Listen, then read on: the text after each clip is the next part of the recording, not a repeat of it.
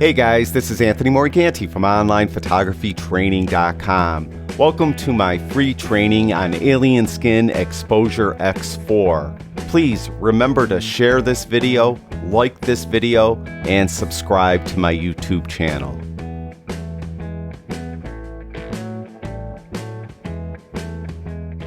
In this video, I'm going to introduce masks.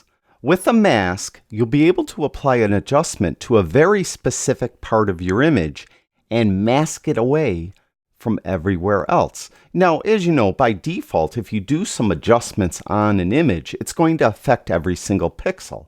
For example, I have this image here and I did some basic adjustments, and all these sliders affected every single pixel. Well, what if I just wanted to affect the sky? Well, what I could do is use a mask and just let that adjustment be applied to the sky and mask it away everywhere else. Now, most often you'll hear the term layer masks. That's because the mask is on a layer, and often when you're doing these selective adjustments, you'll put it on its own layer.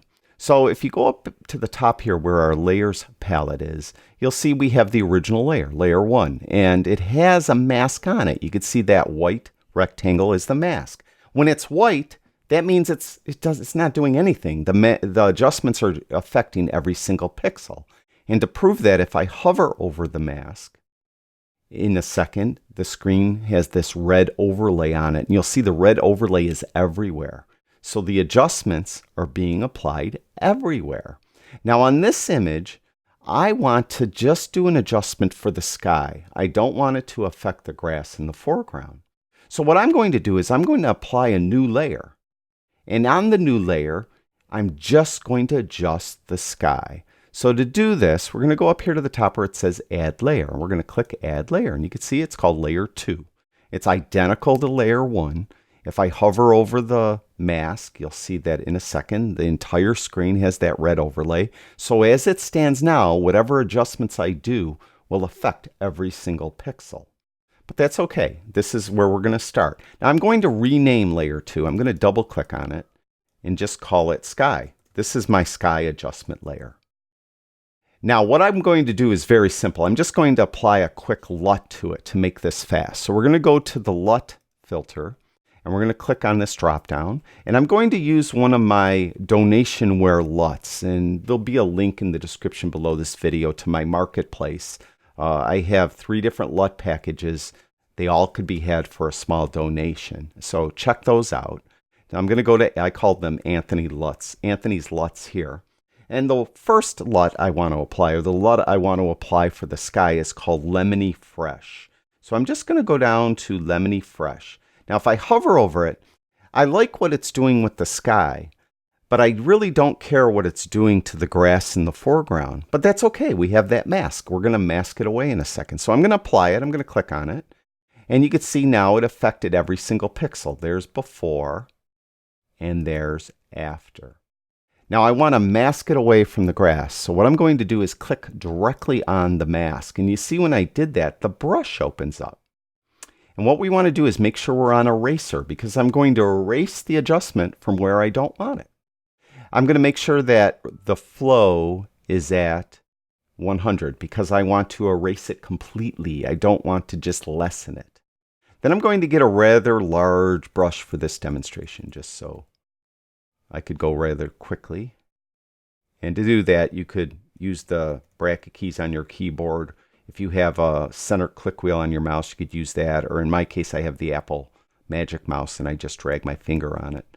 Now you'll notice as I paint across the bottom, I am removing this Lemony Fresh LUT from the grass. Now for the demonstration, I'm going to leave it on the sculpture. It actually looks pretty good on the sculpture. And I'm going to let it feather out as it goes towards the top.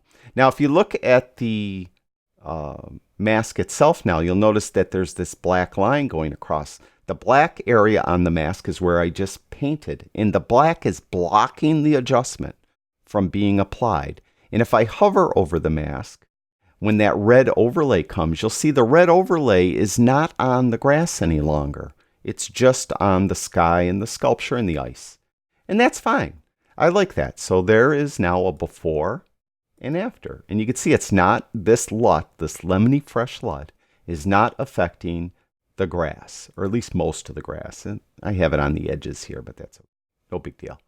So we're done with that. Now, I think I'd want to do an adjustment just for the grass. So to do that, we're going to add another layer. So I'm going to click Add Layer. Now you can see in this case, because I was clicked on the mask down here and I added the layer, this mask by default came in black. So I need to change that. I want to make this white. So I'm going to go to this little area over here where there's 4 horizontal lines. It's a little flyout menu when I click on it. And I'm going to go down to Mask, and I'm going to invert this mask so it's white. So now whatever adjustment I apply to this layer gets applied everywhere.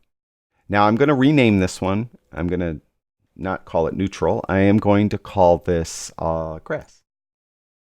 Okay. Now we want to apply the adjustment to the actual image. So we're going to click on that image, not on the mask. Click on the image. And we're going to pick another LUT. I'm going to go to the drop down. This is another one of my donationware LUTs. And the one I want to use is Salty Air, which is right there. So if you look, I hover over that. I like what that's doing to the grass. I really don't like, though, what it's doing to the sky. So I'm going to pick it anyway. So we're going to apply it. So now it's applied to every single pixel, right? Because our mask is white. And when I hover over the mask, the overlay red, that red overlay is everywhere. So it's being applied everywhere. There's before and there's after. Now I need to mask it away from everywhere but the grass. Now I could come in here and I could click on the mask again and paint it away from the sky, but there's a little shortcut. We already applied a mask down here, and really I just need the opposite of this mask. So what we're going to do is we're going to click on this sky mask. We're going to go to this little flyout menu again, go to Mask, and we're going to copy the mask. Then we're going to go up to our grass mask. We're going to click that flyout menu again, go down to Mask, and we're going to paste mask. Now it's backwards. It's being applied to the sky. I need it opposite of that. So we're going to go back to the flyout menu, go to Mask, and go to Invert Mask. Now you'll see that this adjustment, there's before and there's after, is just being applied to the grass. So that is really very simply how to use masking in Exposure X4. Very simple, but very powerful. You can see I used 2 different LUTs, one for the sky, and then one just for the grass. And I used 2 different masks to mask it in where I wanted and out where I didn't want. Very easy to do. So that's your introduction to masking. As we move on through the series, we'll start doing some more advanced techniques with masks, and I'll introduce some other things you could do with masking. And just a reminder, in the description below the video will be a link to the LUTs, which are on my marketplace, that you could have for a donation. And I really do appreciate any donations you could make. Thank you so much for watching. Please remember to like and share this video. And please subscribe to my YouTube channel. Also, visit my website, onlinephotographytraining.com. There you'll find thousands of totally free videos and articles to help you with your photography.